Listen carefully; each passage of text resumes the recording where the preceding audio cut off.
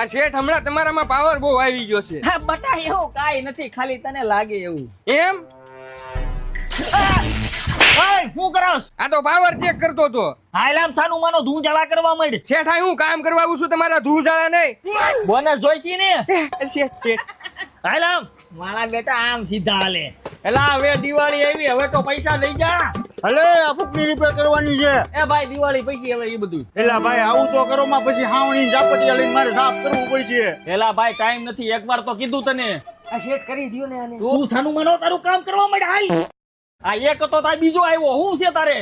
મારે આ ફૂકણી રિપેર કરવાની છે. એલા ભાઈ હવે નથી થાય એમ જવા દ્યો તમે અતારે.